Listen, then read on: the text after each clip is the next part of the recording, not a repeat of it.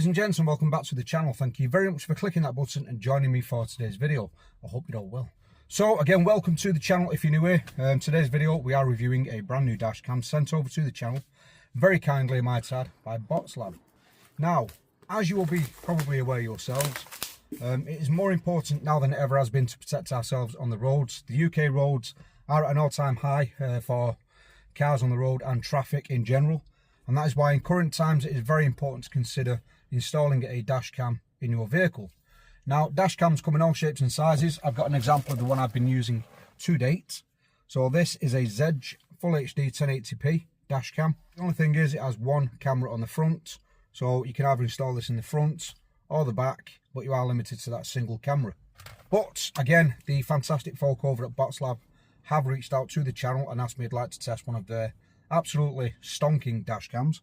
The dash cam we're looking at today is a 560 degree dash cam, meaning we've got visuals from the front, from the side and from the rear. Let's take a look. So the particular model of dash cam we're looking at from Botslab today is the 3K G980H dash cam, as you can see there. I've shown this briefly in the unboxing, but we do have two cameras that connect to the side. These are magnetic, which is quite handy. Just push them home, and again on that side. But with these we have the ability to aim these to the passenger and the driver out the side doors in case any unfortunate side swipings. We also get a dedicated rear cam which just stickies to your rear window, and that can be positioned for the best angle. And we also have a front camera which is currently covered by a piece of protective film there. So protection from all sides on this. Now I will say straight off the bat, the Botslab G980H dash cam does feel extremely premium quality, and if you're into your gadgets you're going to love this dash cam. We do have a rather large touchscreen panel on the front. I will leave all product specs on the screen here, and I think the rear one is a 1080p as well. Again, I'll put all the correct information on the screen as numpty has left the instruction manual upstairs. But again, very premium quality. You do get a dedicated 128GB SD card there, so plenty of storage for any mishaps. Now unfortunately there are a couple of misconceptions when it comes to the car dash cam amongst, I would say, young UK drivers. And I'm not just aiming this at UK drivers, this is worldwide. But a lot of young UK drivers seem to think this is only there to record car crashes and things like that. These are actually more for your protection and your defence than anything else. Again, on the UK roads in 2026 we do have a lot of unsavoury drivers that are out to maybe try and get a claim off you. We do experience a lot of road rage on the roads as well, and again this is there for your protection to record instances and examples like that. This is even better, again with the two side cameras. This is going to be looking out of this window, that window, front window, rear window. It gives you full coverage. Now as the Botslab dash cam comes to you, it is quite a comprehensive kit, and as you've seen from the intro we have a lot of black boxes in there, again making it feel very premium. Now installation couldn't be any simpler. I basically put this together as I was showing you on the camera. No instructions needed. Again, the side cameras basically just attach themselves and you push them home. We have an adjustable attachment point here. We also get in the kit a couple of clear, if I can just find them quickly, clear patches that go on the window first, making it easier to remove the camera if you need to swap it between cars. And basically again you've got your rear camera, side cameras, SD, you stick it in, there you go. Now Botslab were again very kind as to send me over their hardwire kit, which enables you to hardwire the actual dash cam into the fuse box of the car. I'm not going to do that. For one, I'm very lazy when it comes to that sort of thing. Also, on the pillars, side pillars, front pillars, rear pillars, there's airbags in every single one of them, and I don't fancy pulling these off and getting a shock and maybe a couple of black eyes and a broken nose. But in the kit you do also get a 12 volt, which I'm hoping is going to be long enough because this is how I'm going to install the dash cam today. We do have a 12 volt socket on the back here. We have one on the front console. So if this is long enough, I'm hoping to just jig it around, maybe through one of these panels down here and tuck it away nicely here. So that's the easiest route with this kit. Unless you know what you're doing, I'd suggest you use this method. Well, let's have a go now. So let's reset the camera up and get this camera installed. So ladies and gents, please do excuse the absolute mankiness of my windscreen at the minute. I do have a washer nozzle out of commission. We've also just had a very serious moorland fire, Dovestone Reservoir, some absolute pillocks, setting fireworks off up there in 33-degree heat and set fire to the moor, so there's a lot of ash everywhere as well at the minute. But installation, so we're going to use one of these very clear patches here, and we're basically just making sure the windscreen is clear on the inside, which it should be. And we're going to install this patch right under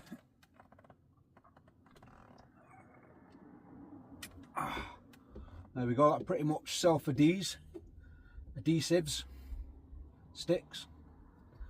Got a few air bubbles in there, but that should do. And then inside that clear patch we do have like a square cutout, which is where we're going to adhesive this. We're also going to remove the camera on the front. This unit also, I will go over its specs and features, obviously more detail as we're driving, but it does actually have Wi-Fi built into the screen, into the unit as well. That is a good height. Why is that wonky? Is that wonky? The good thing about this though is the front camera is positional, so you can straighten the front camera up to make sure that's straight at least. And then this side we'll just observe outside. That has been, oh hang on, is it that or is it that?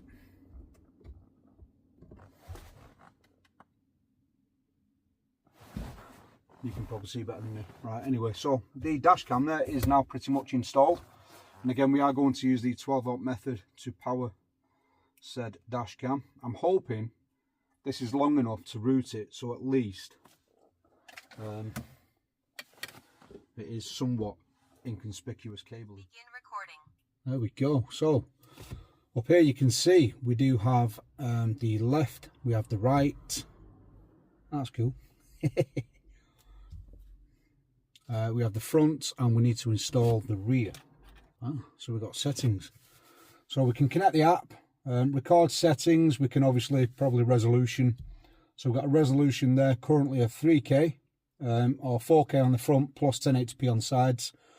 Or we can have 1080p on the sides, on the front and on the sides. We'll leave that as that is. Leave that default, so I'm happy with that. Emergency video sensitivity medium. We'll leave that as it is. We've got recording duration 1 minute. I'll probably stick that up to around 3 minutes because you never know. A lot of road rage can escalate and go into the 3 to 5 minute range. Cabin IR light closed. Now we can have an infrared camera in the car, which is handy. We'll leave it as it is for now though. In-car video, left and right. Yeah, left and right, left side, right side, close. So you can choose either camera, disable both, or have them both recording, which we'll leave on. And then we've got manual exposure closed. Leave that alone, let it do its own thing. Sound recording activated, and watermark in the video. So you can, Botslab logo, you can leave that in there. Don't mind at all. They were kind enough to send it over, so we'll leave that in there. Right, return. Like I say, I will connect through the app and I'll have to do a screen recording while I'm doing that. But that does look extremely clear. And we'll just give it a quick. So there you go. We can move the camera about there as well. We do have a bit of a fisheye lens on there, so depends how much you want to catch of your actual dash and the windscreen. Just get it about centre there, that should do us that. Very nice. So everything is working as it should so far. Let's now install the rear camera. Problem being, I have got tinted windows. I don't see why it wouldn't be able to see out, but nighttime might be an issue. We're going to do a daytime drive. We're also going to do a nighttime drive to see how the cameras perform. But let's get that rear camera installed. One very small observation, just as I've been playing with the side cameras here. There is a little bit of play on the actual mount. Now, how that will do in the car when we're driving. About to one. Oh, cool. Yeah, so whether that'll be detectable under vibrations when driving, we'll have to check that out, but hopefully not. So that's in, and that's going to be installed over the camera as well. This wire is extremely long, so no issues about getting this situated into the back of your car, whether it's a van, an estate. Mine's estate at the minute, but enter no. Emergency recording. Seems to think we're getting burgled or buggered. There we go. You can see the rear camera is actually recording my upside down mug. There we go. Not a bad refresh rate on that. Looks pretty clear. Let's remove the film. Is that better?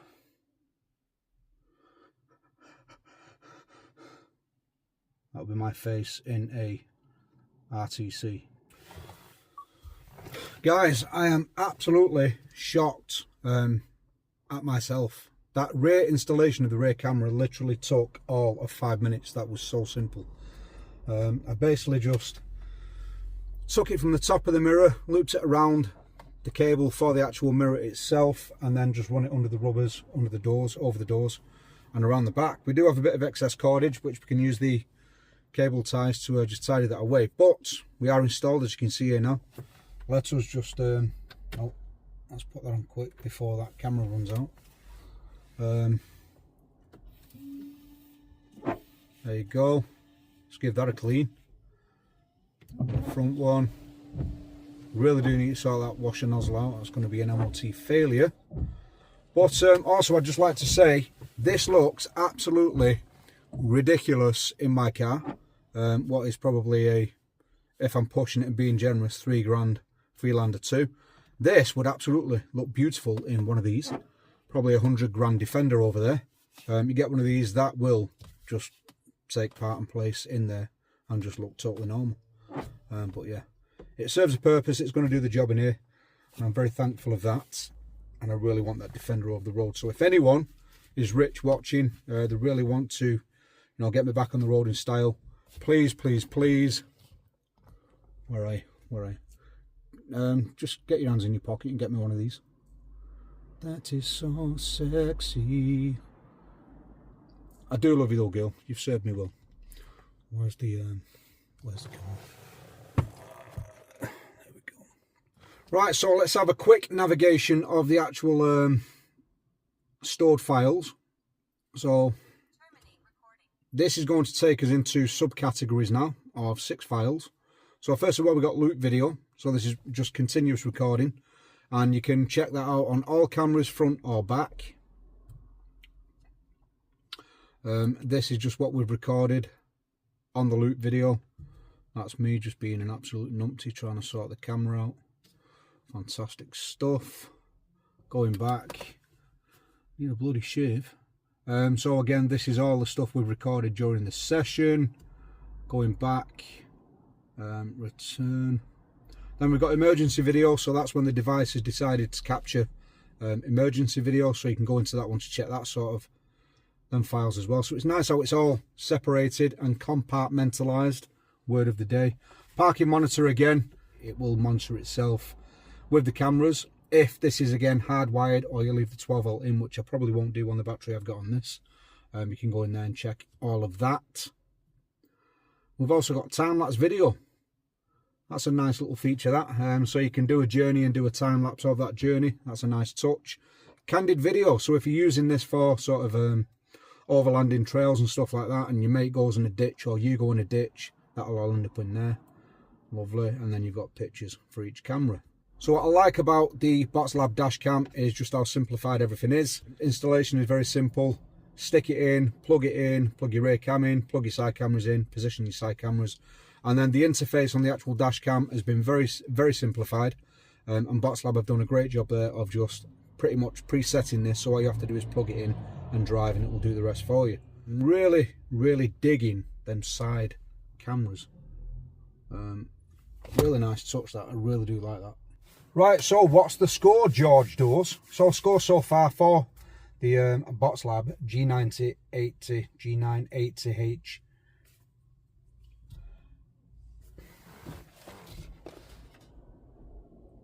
G980H Dashcam. Installation was a breeze, absolute breeze. If you're not going to hardwire this and take time to install the cabling, can be a bit messy like this, but I think I'm going to continue using this with the 12 volts, and I'll just bundle this up with a few cable ties, so not a major issue for me. The rear camera installation in my experience was absolutely a breeze. You can see we've just put it under the rubbers over the doors here, around the sun visor, and again pretty much just down the plastics of the car. That works a treat. That will be dependent on the car you've got. So if you've got a longer car, or if you haven't got side pillars and things like that, you might have to look for alternate cable routing solutions.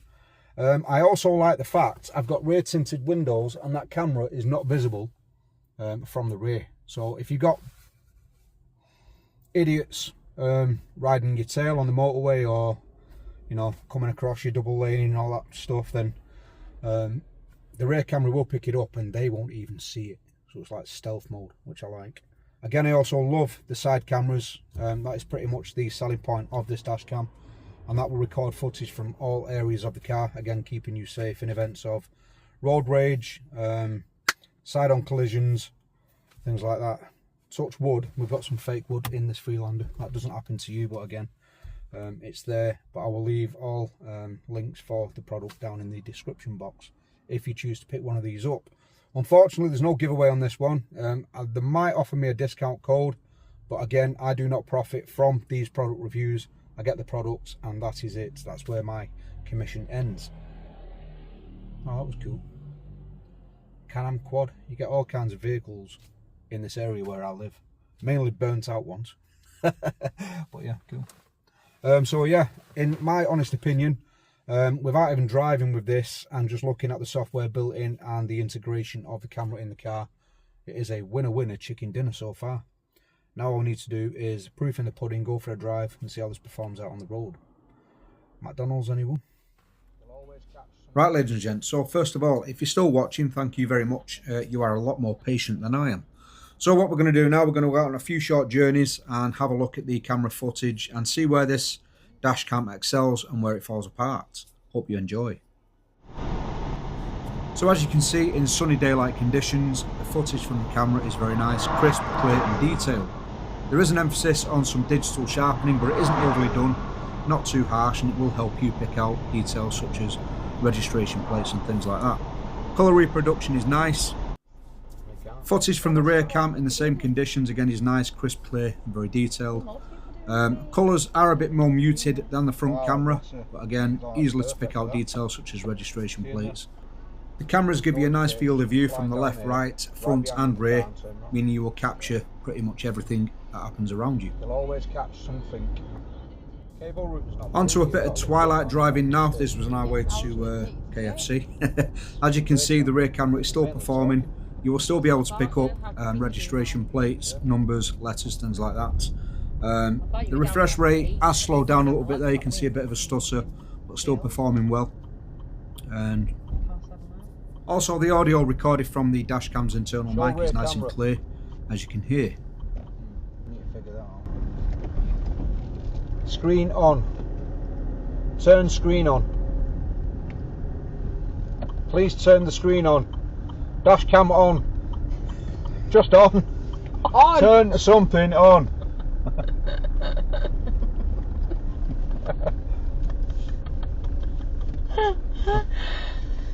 Oh my god, he's so funny. Oh, that sticky barbecue rib for it, that looks nice.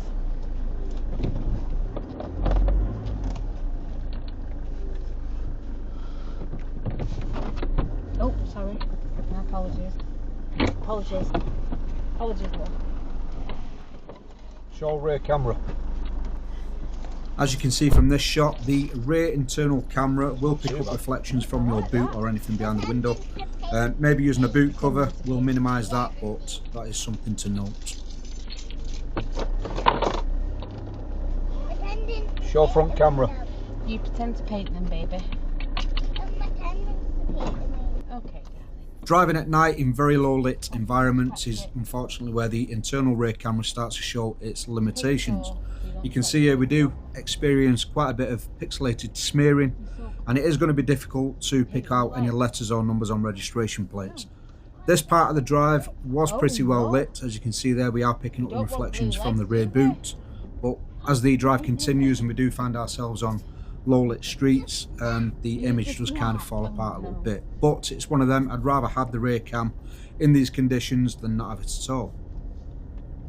Yeah, for sure. If we were doing it again, it would be chairs, chairs, chairs. Might do it next year. Sounded alright tonight, didn't it? Oh no, it's not. Yeah, different bands, isn't it? Yeah, different nights. Making the windows black. Okay, just be careful with the windows. Yeah? And the door. Yeah. Show screen. Excuse me. Show screen. Open screen. Open. Live screen. Light. Cameras on. One's on. Show front camera. Show front lamp. Show rear cam. Show cam.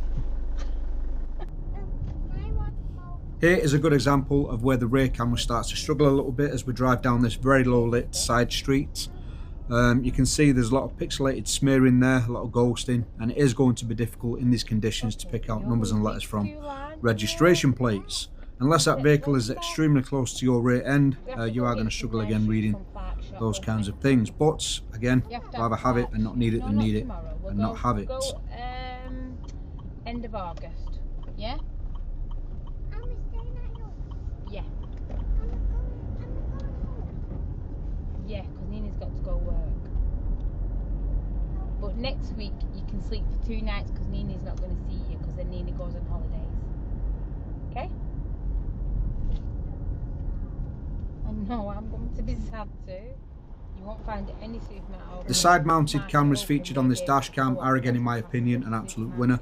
Really nice to get the coverage from both sides of these cars in instances of road rage, police stops and things like that. As you can see, the image is very clear, still picking up nice clear audio as well, and we've also got coverage from the rear as well as the window behind the passenger, as you can see there. Do you know what I actually might do instead of getting something to eat on the way down? Whatever make us BLTs. Yep. And what if I eat it behind the wheel and choke while I'm driving? Yeah, let's not do that. Let's not do that. Because I'm advanced in age now, babe, you know. A lot of people choke at my So age. what my plan of action is I think we should do, right? Be ready for 8 o'clock. Go and get a breakfast in Ashton, in that cafe. Set off at 9. Sounds good. What do you reckon? Because I'll be up about 6 anyway. Why, just because we're going on holidays? Yeah. I've literally got 2 weeks to get my head in gear. I need to get some ironing done tonight, mate. Just take the iron with you. No, babe. Why would you want to iron on holiday? Taking the fan with us. Definitely, you've got to make room for that. 1000%. I'm not going to bother taking the stove. Why? I'm not going to use it. Didn't use it last time, did we? No. Do you want anything from the shop? I'll have a can of cock here. We're going to get a bottle of water. We've got milk, haven't we? Yes. I think so.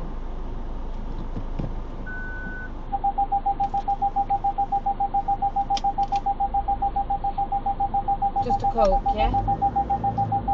Please, darling.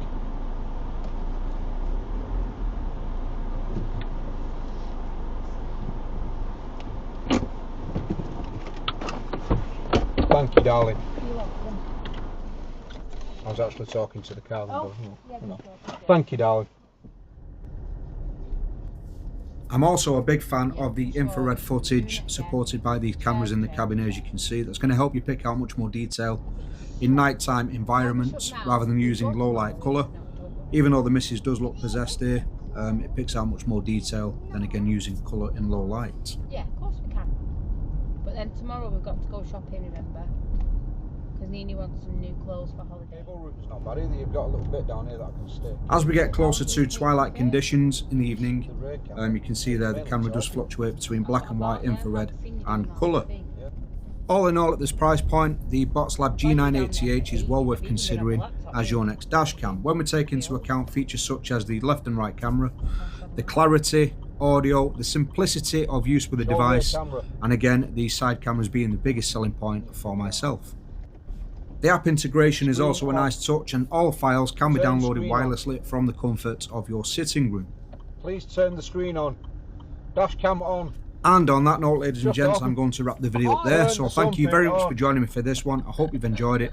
I will leave all links for the product down in the description box, and thank you to Botslab for sending the G980H multi-channel dash cam over to the channel for review. Thank you very much, and I will see you again very soon for another one. Bye bye.